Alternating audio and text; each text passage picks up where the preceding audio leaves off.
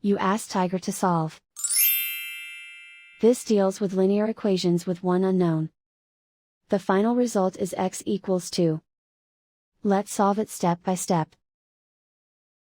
Simplify the expression. Find the greatest common factor of the numerator and denominator. Factor out and cancel the greatest common factor. Isolate the x. Multiply both sides by 8. Group like terms. Multiply the coefficients. Simplify the fraction.